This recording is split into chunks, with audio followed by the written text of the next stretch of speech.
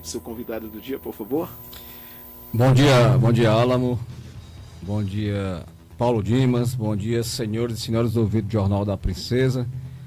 Mandar aqui um abraço para a minha colega de Escola Técnica Federal, Thelma, que está nos ouvindo e nos assistindo na Guiana Francesa. Nós fomos contemporâneas na década de 80 na Escola Técnica Federal do Ceará. Eu fazia o curso de mecânica e ela fazia de telecomunicações. Mandar também aqui, Paulo, um abraço à torcida do Crato, que invadiu o Romeirão domingo, fez uma belíssima festa. E quando começa a tocar o hino do Crato, Paulo, você precisa estar lá no meio da torcida para ver o que é o espetáculo. Isso só ressalta a importância de ser cratense. Não existe coisa melhor, doutor Luiz, do que ser do Crato, não. Você já bebeu água do Crato, já está aqui há muito tempo, está mais quase 15 anos ou mais, né? Aqui no Crato. Quase 20. Quase 20 anos. Nós fomos colegas em 2005, cursinho, né? Mandar aqui também um abraço. E lá no Romeirão eu tive o prazer de encontrar com o meu amigo Alexei, com Núbia, que é a torcedora número 2 do Crato Esporte Clube. O nosso Crato Esporte Clube, porque o número 1 sou eu, ela é a segunda. Ela vai brigar com o senhor. Ela quer ser a uma a todo custo. Encontrei também lá Toninho do Mercado. Mandar aqui um abraço também pro Paulo, Apolinário Antônio na Caixa d'Água. Hoje, como o prometido, nós estamos aqui com o doutor Aloysio Jacome, que é defensor público e atua mais na área criminal. Doutor Aloysio, bom dia. As suas colocações iniciais. Bom dia, doutor Erlânio. Bom dia, Paulo. Bom dia, Álamo. Primeiramente, agradecer a oportunidade de estar aqui nessa manhã falando sobre direitos, falando sobre defensoria pública. Meu nome é Aloysio Jacome, sou defensor público aqui no estado do Ceará desde o ano de 2006, professor universitário também. Atuei nas comarcas de Farias Brito, atuei em Fortaleza, no Crato, Juazeiro e atualmente atuo na segunda vara criminal da comarca de Iguatu. E é sempre bom falar de Crato, né, doutor?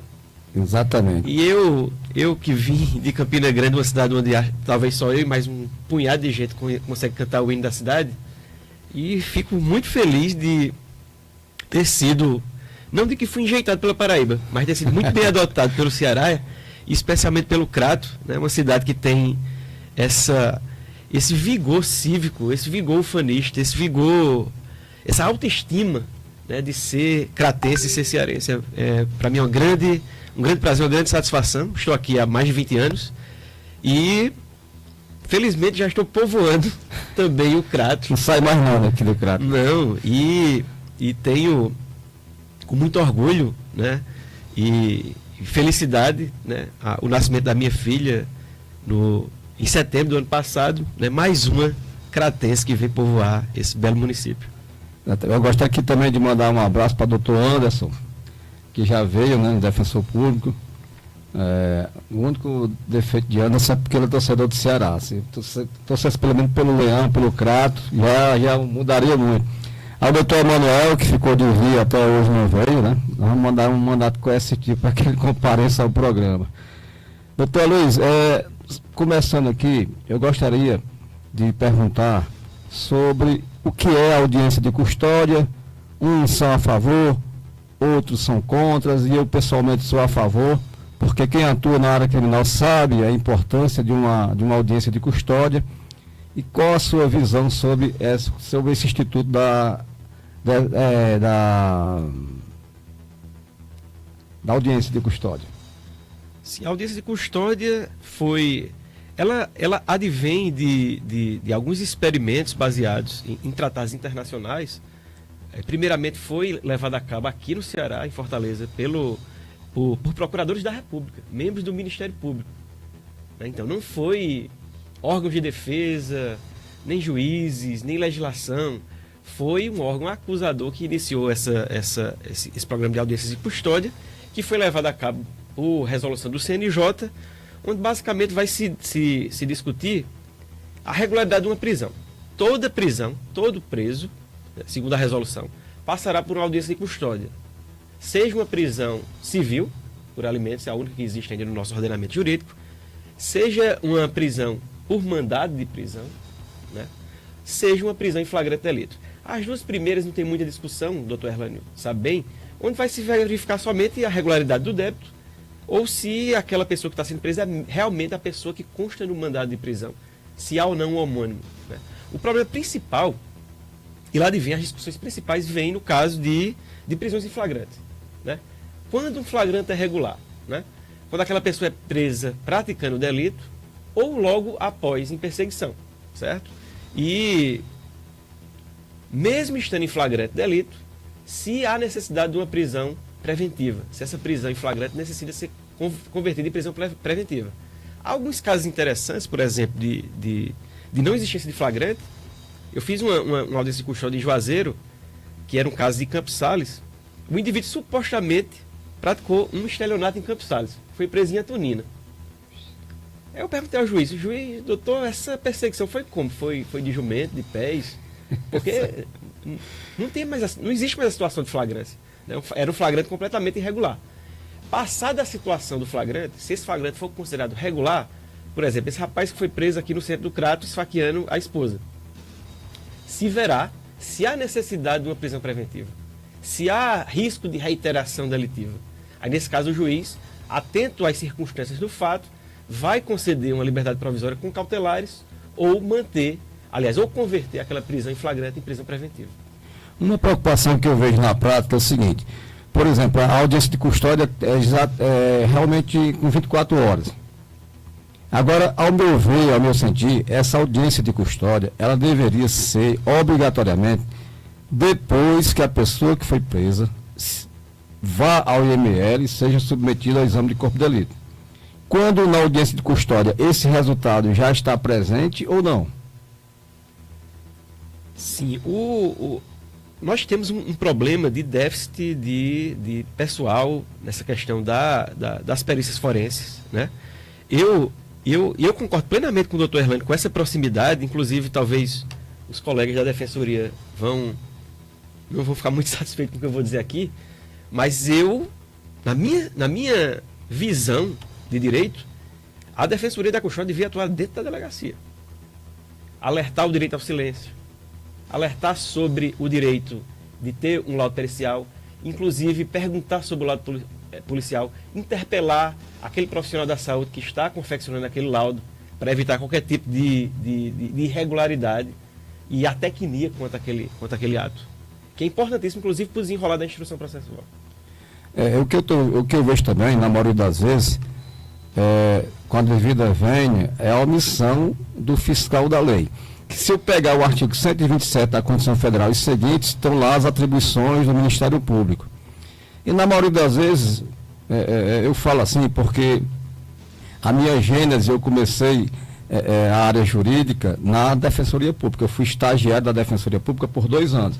E na época era o doutor Paulo de Luna Machado, ele era cadeirante e quase cego.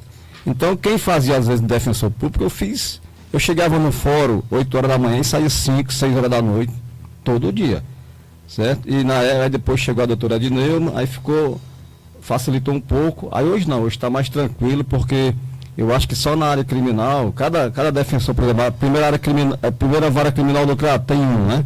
A segunda vara criminal do CRAT tem outro. Na década de 97, 98, era um defensor para 5 mil, 6 mil processos, era um absurdo. E a gente, como estagiário, fazia, às vezes, de defensor público.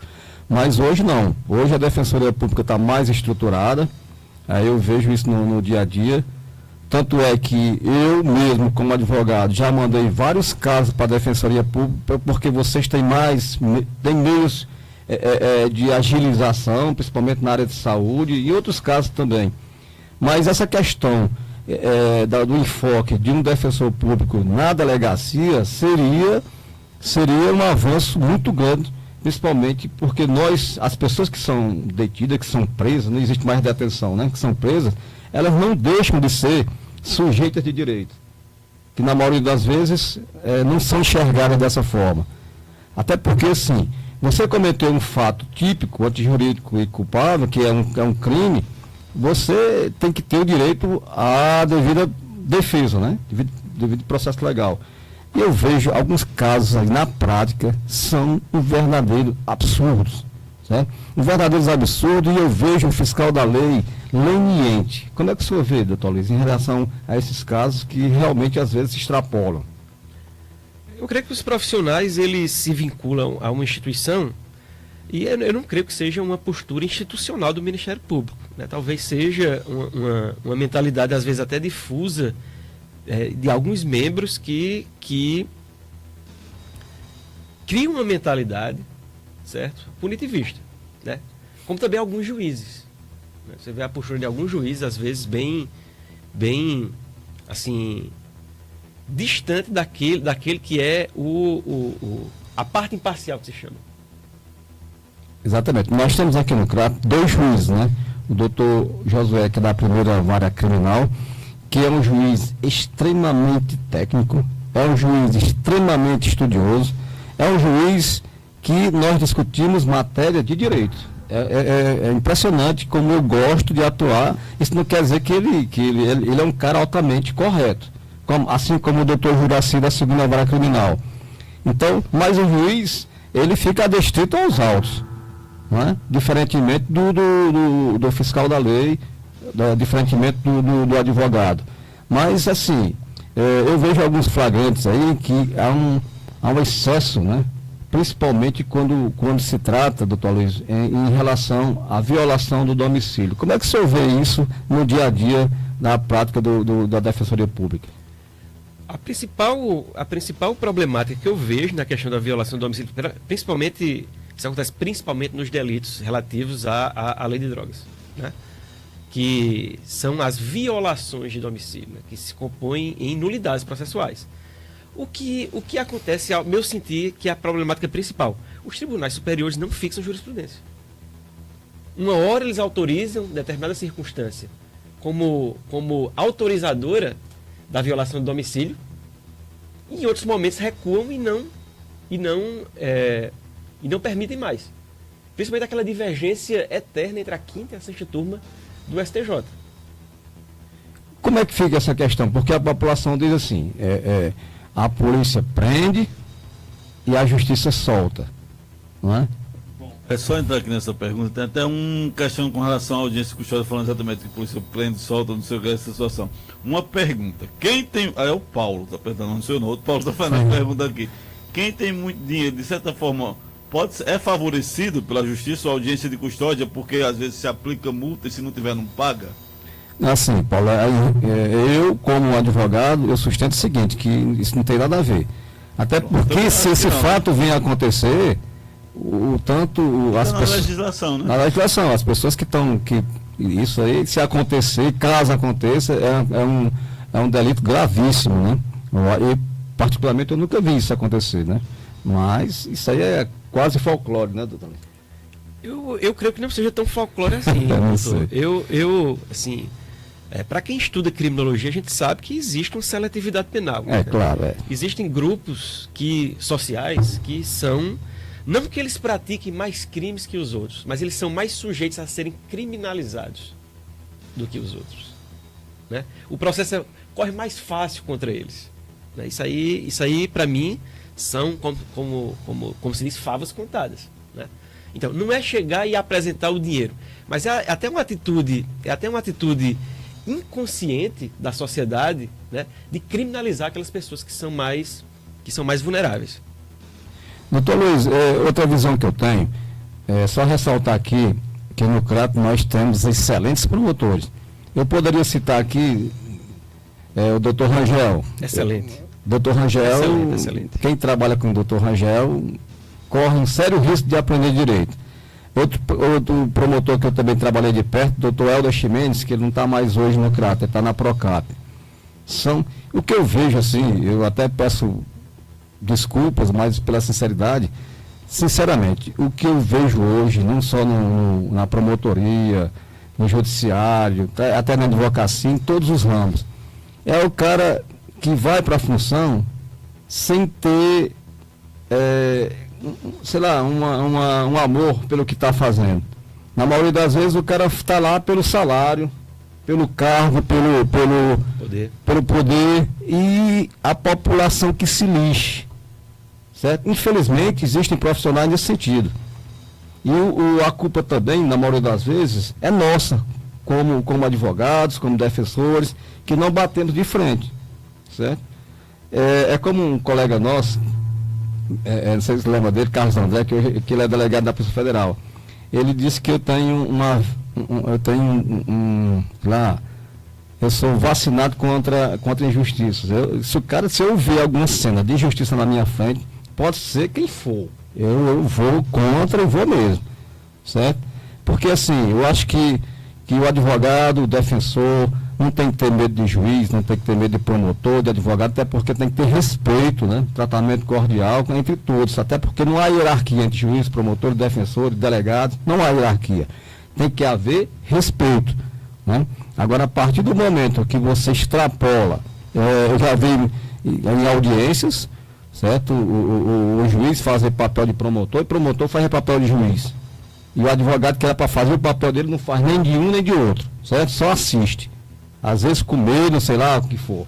Se você, que é advogado, que atua na área criminal, que tem medo, meu amigo, vai fazer outra coisa, não vai, saia, certo? Porque você está prejudicando a parte, o jurisdicionado. Se você tem medo, saia da função e vai fazer outra coisa. Não diga que você é advogado criminalista, porque o advogado criminalista, ele tem sangue nos olhos.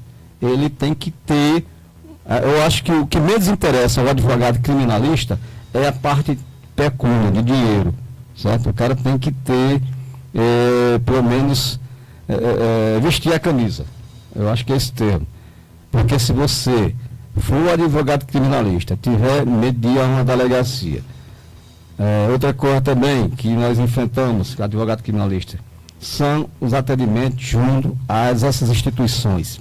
Tourinho, Turão, certo? É um verdadeiro absurdo que deve haver uma fiscalização mais efetiva, principalmente do Ministério Público. O que acontece são coisas estarrecedoras. O cara está lá para cometer o crime e tem que ser punido mesmo. Agora tem que ser punido dentro da legalidade. Não se combate crime cometendo crime. Pelo menos eu aprendi isso, né, doutor Luiz? Sim, doutor, sim, eu concordo.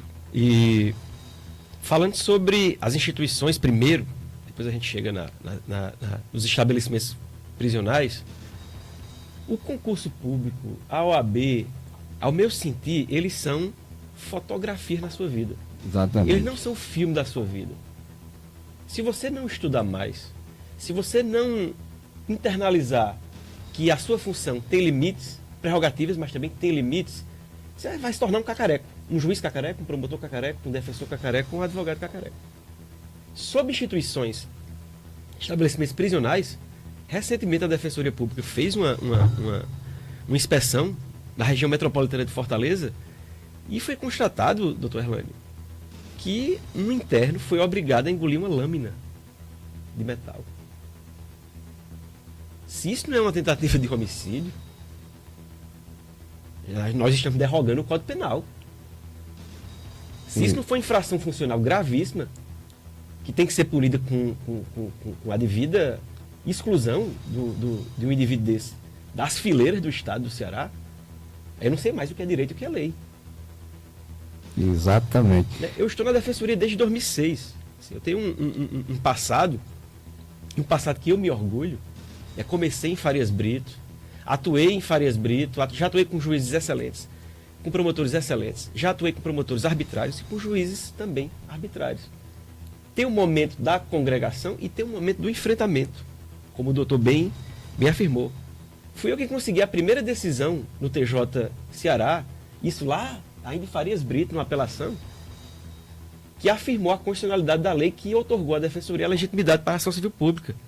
Aqui no Crato, também teve uma ação civil pública, não sei se o doutor lembra, para que a delegacia de Polícia Civil do Crato funcionasse 24 horas. Tem até um artigo que eu escrevi para a revista Itaitera com o título que A Polícia Não Dorme. A história da primeira ação civil pública da Defensoria Pública do Crato. Hoje a delegacia do Crato funciona 24 horas.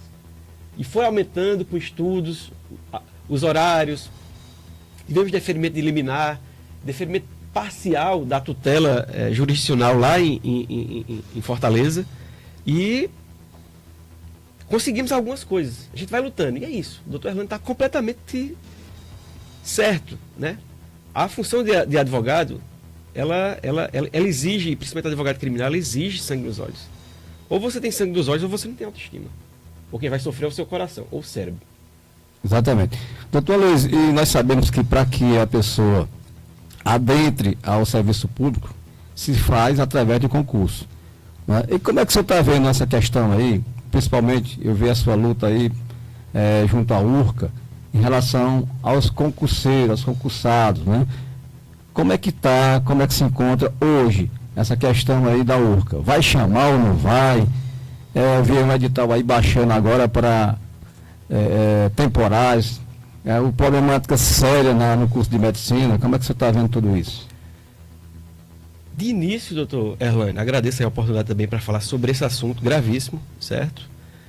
E digo, assim, como defensor público, né, ainda nutro a esperança de ser professor efetivo da URCA, e digo, além de professor universitário, nós, enquanto profissionais do direito, enquanto defensores públicos, nós atuamos como escolas de direito. O último júri que eu fiz aqui no CRAT, eu recebi uma ligação da própria Maria da Penha, elogiando por uma absolvição de uma mulher que foi vítima de violência durante 9 anos. Recebi uma menção honrosa do Prêmio Novari, quando atuei em Fortaleza na Central de Transplantes, que salvou tantas vidas, né? Temos ex-estagiários e ex-alunos, né? O Tiago, que é delegado lá em Pernambuco, o Davi, que é delegado aqui no Ceará, né? Advogados brilhantes, como a doutora Vanessa, lá da Leão Sampaio, como a doutora Nathalie, né, que é egressa da URCA, certo? E diga, a Defensoria é uma escola de direitos. O que está acontecendo na URCA é um descalabro. A URCA pede socorro, a URCA está em ruínas. Nós somos aprovados no concurso de 2022. A URCA já patrocinou 3 seleções para professores temporários. Quando a lei diz, concurso, seleção para temporário, só até ultimar, até finalizar a seleção para efetivos, que foi finalizada ainda em 2022. Então, tem que ultimar agora a nomeação e a posse das pessoas que foram aprovadas, que estão sendo preteridas por professores temporários. E não é só isso que acontece na URCA. Há professores, o curso de biologia não tem laboratório. O curso de biologia, professores do curso de biologia fazem rifa para que os alunos tenham um laboratório e tenham um mínimo de dignidade para completar seus estudos. O curso de medicina, e agora estarrece ainda mais, que estão propondo a disciplina de cirurgia à distância. Mas assim, EAD. Só cortando aqui, é verdade que lá no curso não tinha nem papel higiênico? Colocaram um aviso infame, doutor Erlânio, que era assim: use o papel higiênico, mas não extrua o papel higiênico, porque nós temos pouco no almoxarifado. E o curso de medicina, com a disciplina de cirurgia proposta à distância, a gente sabe que não se submete aluno de curso de medicina diretamente a fazer cirurgia no ser humano. Ele vai abrir sapo, né? Geralmente. Eu fico perguntando, esses alunos do curso, dessa disciplina EAD de cirurgia, eles vão abrir o quê? O mouse do computador? Não sabia não, esse detalhe. Isso aí vai se transformar. Isso aqui vai se transformar em quê? No curso de tarô e de curandeiro? Realmente. Isso desestimula as pessoas a estudarem, a passar no concurso, nesse caso de não serem convocados, chamados, e além desse caso, fica pensando qual o futuro da medicina da região se não houver um investimento num curso de medicina que foi tão alardeado e que é tão importante. Só que precisa da valorização adequada aí por parte de quem tem a obrigação de fazer, não é isso, doutor? Sim, e mais, né? Nós temos um caso que foi publicado agora no Diário Oficial. Esse concurso ainda, assim, é um Frankenstein, ele continua, é uma hidra. Você corta uma cabeça e nasce 2, 3. Foi publicado segunda-feira no Diário Oficial um resultado de um setor de estudos que tinha decisão com trânsito em julgado para republicar esse resultado desde o dia 5 de agosto de 2025. As pessoas estão se sentindo torturadas, atormentadas. Descumprimento sistemático de decisão judicial. Eu tenho uma decisão judicial de outubro do ano passado. Já foi ajuizado cumprimento de sentença. E está parado lá na URCA desde o dia 26 de janeiro. Não cumprem, né? Não cumprem. Eu quero saber se ainda vale o artigo 330 do Código Penal. Que diz que cumprir decisão judicial é crime. É crime. É crime. Negam os processos administrativos. Você conseguir o seu processo administrativo na URCA é um tormento. É um e-mail que não se responde, é o setor que passa para o outro. E negar publicidade a ato administrativo é improbidade. Lançam uma seleção para temporários agora nova. Uma semana depois colocam um aditivo. Aí depois de não sei quantos dias colocam o aditivo no site. Não reabre o prazo de inscrição. Viola a lei de cotas. Viola uma série de dispositivos da Lei Geral dos Concursos Públicos. E veja só, Paulo e Álamo. Do edital previsto agora para temporário, olha a violação do princípio da isonomia. Do edital para temporários, resultado, a previsão do cronograma deles, da URCA, 63 dias.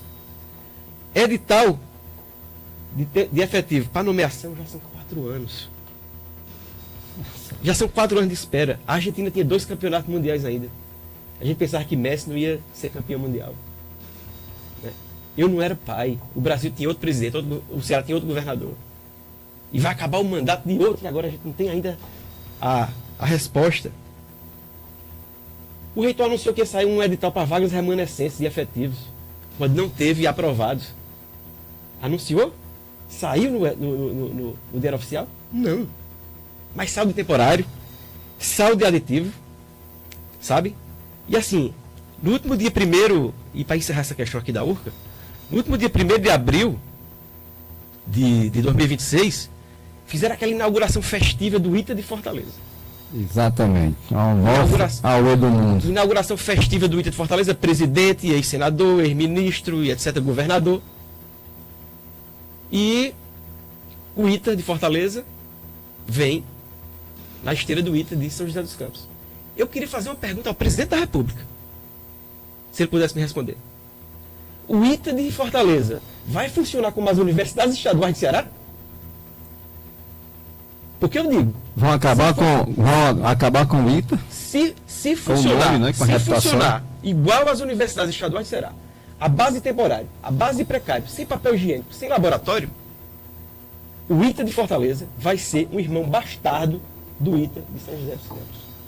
Não vai ter pesquisa, vai ser uma escolinha, como está funcionando aqui, as universidades estaduais do estado do Ceará, para a nossa lástima. Infelizmente, só para finalizar aqui, mandaram aqui deixa eu ver aqui, eu acabei de perder. Deixar as palavras finais do Dr. Orlando, também do Dr. Aloysio Jacome. Mas bom dia, parabéns a todos pela entrevista. Quem ganha é a população. Minha pergunta, já que falaram em futebol, por que nosso querido defensor apoiador do Flamengo, foi o Luiz Wellington, colocou? Luiz Wellington, meu amigo, ele gosta de me perturbar. Mas um abraço pro meu amigo Luiz Wellington. Quebrar um pouquinho o clima também. E pro irmão dele, Ayrton Brandão, toda a turma que curte ali, que ri, que chora ali no ponto do cupim do meu amigo Rogério. Bom, então, gostaria de deixar essas palavras finais devido ao avançado tempo aqui no nosso jornal. Paulo, só agradecer aqui mais uma vez a atenção de todos e agradecer a presença do doutor Aloysio. Eu já fiz o convite à doutora Adnê, mas disse que não tem tempo. Estendi para o doutor Emanuel, o homem está muito ocupado, saiu na Paraíba, né? Saiu de uma pessoa. Mas assim, agradecer, doutor Aloysio, e o microfone está aberto para suas considerações finais. Muito obrigado. Agradeço mais uma vez a oportunidade. Peço desculpas assim até pela comoção, pela emoção. É porque realmente... Aqui é aberto para falar o que pensa. Porque realmente eu estou há 19 anos na Defensoria e já presenciei diversos tipos de injustiça. Injustiças que emocionam, que fazem a gente ter raiva, que fazem a gente chorar. Mas quando você é especialmente vítima de uma violência, que isso é uma violência que a gente está passando, especialmente vítima de uma injustiça, sabe? Quando eu vejo a minha filha de 8 meses, e assim, será que vão matar o pai dela por conta disso aí? Porque eu me sinto já em situação de pânico. Eu me sinto adoecido mentalmente. Eu pergunto se esse povo vai esperar alguém morrer para tomar uma atitude. Isso aqui é um recado para o Estado do Ceará e para a administração da universidade. Essa paralisia não pode continuar mais. E nós vamos denunciar os órgãos competentes. Podem ficar certos disso.